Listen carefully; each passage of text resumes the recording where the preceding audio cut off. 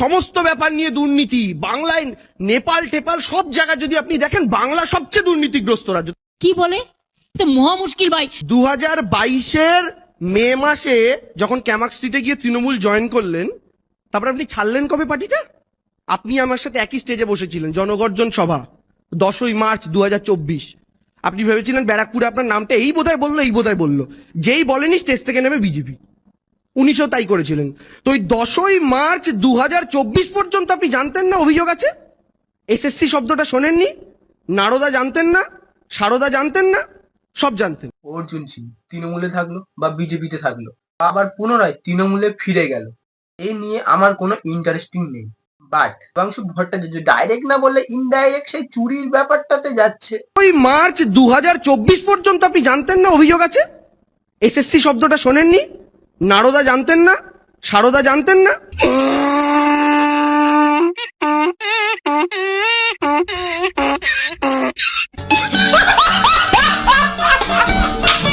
আপনারা কি আমার মতো একটা জিনিস লক্ষ্য করেছেন? দেবাংশু ভট্টাচার্য যে স্টুডিওতে যাক না কেন, সেখানে উপস্থিত সমস্ত মানুষ মুচকি মুচকি হাসি। এই ব্যাপারটি তোমরা কি একটু লক্ষ্য করে দেখেছো? এই ব্যাপারটার কারণ কি? আমার কোনো আদর্শ নেই, কোনো ভ্যালু নেই।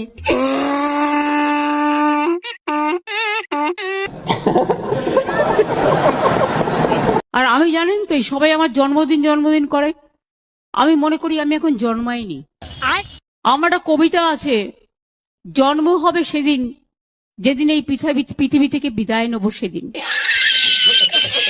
এটা হচ্ছে আমার ইন্টেনশন। আসলে আমরা সব হোম ডেলিভারি তো। আমি যখন ছোট্ট ছিলাম, নামও নিজে দিইনি, বয়সও নিজে দিইনি, পদবিও নিজে দিইনি। অনেকে আমাকে হ্যাপি বার্থডে বলে, কিন্তু দিনটা আমার কাছে মোটেই পছন্দকর নয়। ওটা সার্টিফিকেটের এজ বাবা মা করে দিয়ে গেছে, আমি জানতামও না। আরে এটাই তো এই রাজ্যের মুখ্যমন্ত্রী মমতা বন্দ্যোপাধ্যায়। আমরা যদি বাংলাতে কাউকে চটি চাটা বলি, সে রেগে যায়, কিন্তু দেবাংশু ভট্টাচার্য এমন একটি মানুষ, তাকে চটি চাটা বলি সে আরো খুশি হয়। আমি তো গর্ব করে চটি চাটি, আমার কোনো অসুবিধা নেই। তাই জন্য তো সোশ্যাল মিডিয়াতে সবাই বলে থাকে দেবাংশু চটি চাটা। আমার খুব ভালো লেগেছে। ঠিকই তো। বাই দ্য ওয়ে, আপনারা কি একটা কথা জানেন? দেবাংশু ভট্টাচার্যের মতো কিছু লোক আমাদের মতো ক্যাটাগরির নয়। কি ক্যাটাগরি সেটা দেবাংশুই বলবে। আমরা এদের মতো নই, কারণ গর্ব করে চটি চাটি। অপারেশন সিঁদুর হলো কদিন আগে, ভারতবাসীর ইমোশন জড়িয়ে সারা রাত্রি এবিপি আনন্দের দিকে তাকিয়ে আছি আমরা, 2-2:30 অব্দি প্রত্যেকটা মানুষ জেগে। প্রায় আমরা পিওকে দখল করার মুখে চলে গেছিলাম। হঠাৎ আমেরিকা থেকে ট্রাম্প বাবাজি ফোন করে ধমক দিয়ে দিল, রে বেটা কি করছে এগুলো, বেশ বলে ভয়ও পেয়ে গেলেন।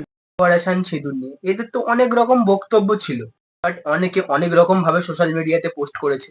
এরা কখনোই চায়নি যে অপারেশন সিঁদুরটা হোক, কিন্তু অপারেশন সিঁদুর হয়েছে। কিন্তু তারপরে এরা কি বলছে একটু শুনি।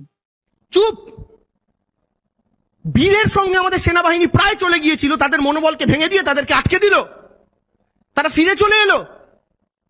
আজকে পিওকেতে আমাদের পতাকা উঠতো, থামিয়ে দিল। একটা কথা ছোটবেলা থেকে ঠাকুমার মুখ থেকে শুনে এসেছি, যদি এক বস্তা আলুতে একটা আলু পচা থাকে, তাহলে সেই আলুটা এক বস্তা আলুকে পচানোর ক্ষমতা রাখে। তেমনটা হচ্ছে আমাদের ভারতবর্ষে। পুজোর আগে ডায়মন্ড হারবারের সাংসদ, তৃণমূল কংগ্রেসের সর্বভারতীয় সাধারণ সম্পাদকের নয়া লুক এখন সোশ্যাল মিডিয়ায় রীতিমতো। আপনারা নিশ্চয়ই সবাই জানেন অভিষেক ব্যানার্জির একটা ছবি ভাইরাল হয়েছে, সেখানে দেবাংশু ভট্টাচার্য এতটাই চাটা চেটেছে, তোমরা নিজেরাই দেখো।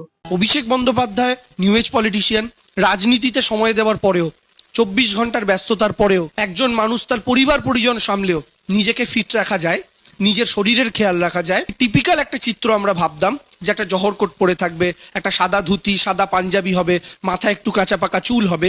সেই দিন কিন্তু আজকে আর নেই। আমি রাজনীতিবিদ, তাই আমি আমার জিমের ছবি দিতে পারবো না।